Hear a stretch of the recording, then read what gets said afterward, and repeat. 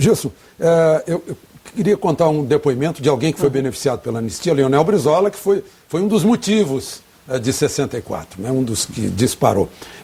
Ele voltou do exterior, eu fui entrevistá-lo e fiz uma pergunta sobre um dinheiro que ele teria recebido de Cuba e não teria entregue lá para o coronel Jefferson, que era de uma guerrilha no sul.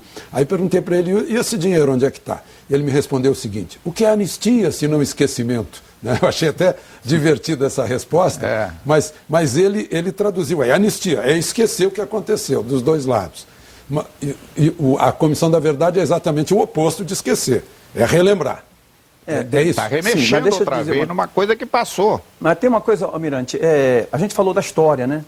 E a história sendo contada de dois lados mesmo, né? Não tem jeito. Sim, mas por isso que talvez tenha que deixar passar um tempo para parar de... Bom, agora vamos recontar essa história direitinho. Ô, Gilson. Eu não vejo, Almirante, assim, por exemplo, nas pessoas, eu acho que a grande maioria que eu conheço, não vejo elas com rancor contra as Forças Armadas. Não vejo mesmo, sinceramente falando. Não vejo essas pessoas querendo... Mesmo porque ficar com rancor com uma outra geração que está aí? Não tem nada a ver. Eu acho que as pessoas querem. Aquela coisa que eu falei, a justiça, por exemplo, se essas pessoas estão recebendo, que alguém definiu, algum poder definiu que elas têm direito a receber, correto? Acho que o Poder Judiciário deve ter definido isso, etc. Agora, o que eu chamo a atenção... Isso é lá do governo Fernando Henrique. Sim. Não é eu diria o seguinte, eu acho que essa coisa eu torno a dizer, chamar a atenção de todo mundo, eu acho que a nossa juventude precisa saber das coisas todas que se passaram naquele período, sinceramente. Eu acho que dessa forma como nós estamos fazendo aqui, democraticamente, eu acho que nós do movimento, nós estamos criando comitês estaduais, para que em todos os estados nossos, onde tem nossas coordenações do MNDH, do movimento nosso, que a gente possa fazer essa discussão com a população sobre o direito à verdade e à memória. Isso é fundamental. Agora, com relação à lei, eu tinha colocado que o Brasil existe várias leis do período ainda da ditadura. Eu reafirmo que essas leis deveriam ser rediscutidas e alguma delas até não fazer parte mais do nosso cardápio. Porque se nós estamos numa democracia... As leis principais já foram lei de segurança nacional, lei de imprensa, essas coisas já... Não é mais agora. Então, o que tiver, o Alexandre, o Almirante, que a gente tire isso da nossa parte. Porque hoje a democracia é para todo mundo.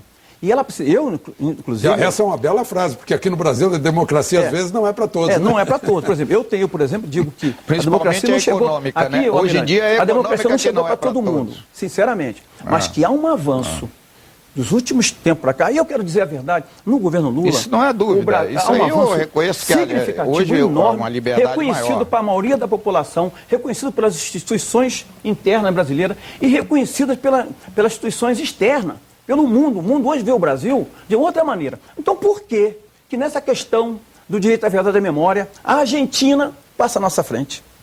Era isso aí que eu queria. E pune as pessoas agora, Gilson, só um minutinho, vou terminar. A Argentina pune os seus, né? Aqueles que torturaram e que fizeram crime contra a lesa humanidade. O Uruguai, o Chile.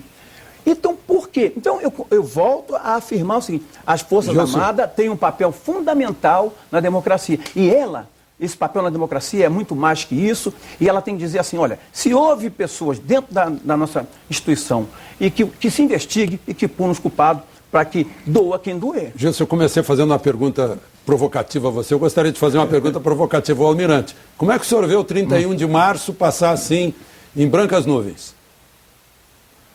Olha, Alexandre, essa é uma coisa delicada. Hoje em dia as Forças Armadas estão...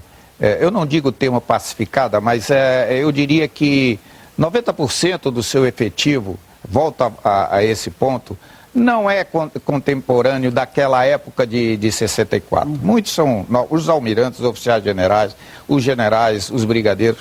Eles são, a maioria não era, ou se era vivo, já era nascido, mas eram muito crianças. Então eles não tiveram um pouco de ranço que se tem com os militares. É preciso que se veja que essa classe militar que está aí hoje no nosso país não participou de 64, a maioria não tinha nascido e os que eram nascidos eram crianças. Então nós estamos em outro contexto completamente diferente daquela época. Exatamente. O Gilson citou aí o exemplo da Argentina. O que a Argentina lucrou com essa coisa de punir todo aquele pessoal, o Videla e outros daquela época. O que está havendo lá? A liberdade de imprensa hoje em Buenos Aires e na Argentina é muito menor que a nossa. Veja o Clarim, que foi impedido de circular outro dia aí pelo governo da Cristina. Então, quer dizer, nós vemos a diferença que há. A Argentina, por exemplo, Gilson citou, era um país em que era o primeiro país da América do Sul, era o país mais desenvolvido da América do Sul. Nós fomos paulatinamente ultrapassando e hoje, muito daquela infraestrutura que foi feita durante os governos ditos de direita, militares, toda a infraestrutura de estradas, energia, comunicações, financeira, sistema financeiro, tudo isso montado naquela época nos permitiu hoje essa posição de um orgulho para nós brasileiros. Somos os países líderes da América Latina. Almirante. Disparado. A Argentina está muito atrás e fez isso tudo que hoje estão querendo fazer aqui. Pune todo mundo. E cadê a liberdade de imprensa lá? Almirante, volta e meia. É muito menor que a nossa. Volta e meia eu leio em comentaristas, articulistas consagrados do Clarim, do La Nación, a afirmação de que o Brasil é um modelo de democracia, um modelo de como fazer as coisas bem feitas. E estamos aqui comprovando isso. Nós estamos aqui, eu, o Gilson e você, falando sobre isso. Isso é democracia. Nós estamos aqui debatendo com isenção de âmino. Eu não estou advogado daquela época, não. Eu sou testemunha. Eu era um rapaz. Tinha 20 e poucos anos em 64. Então eu era um jovem. Eu era tão jovem quanto os outros que estavam Só que eu não estava concordando com aquela desordem que o Brasil vivia naquela época, não é? Com Jango, com aquelas coisas todas, aquela quebra, eu estou falando só na parte militar, hierarquia e disciplina nas Forças Armadas, que foi para o brejo completamente. O almirante Aragão era levado nos braços pelos marinheiros e pelos fuzileiros navais. O presidente da época incitava a desorganização, a falta de respeito com as instituições e com as Forças Armadas, que elas, nós sabemos, são primordiais a presidente Dilma anteontem falou isso. As Forças Armadas são a nossa base de defesa, são uma força de Estado que garante as nossas fronteiras. É um elemento primordial da cidadania brasileira.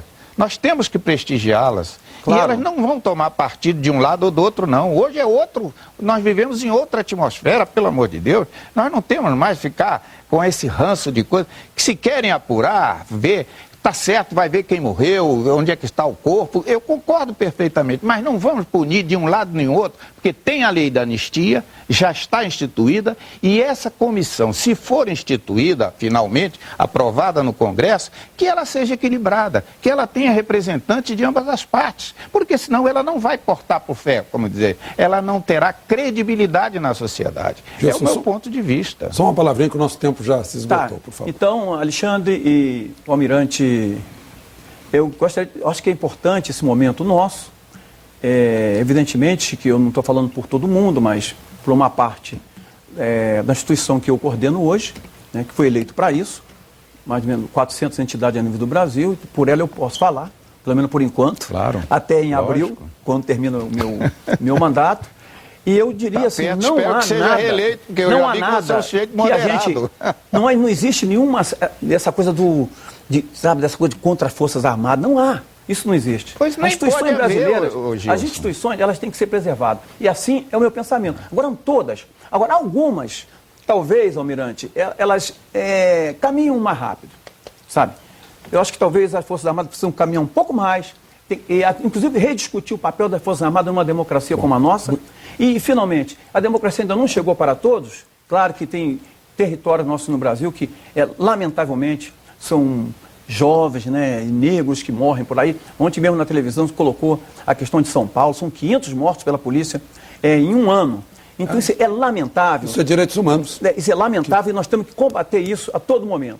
E eu acho que, sinceramente, não há nada contra as Forças Armadas, mas nós somos a favor que se investigue e que se, de fato, puna os culpados e não às Forças Armadas. Muito obrigado ao coordenador do Movimento de Direitos Humanos do Brasil, muito obrigado ao presidente do Clube Naval. E, democraticamente, o tema de Comissão da Verdade ainda está no Congresso sendo discutido entre os representantes do povo, um assunto que ainda vai demandar discussão lá dentro até que se torne ou não uma lei.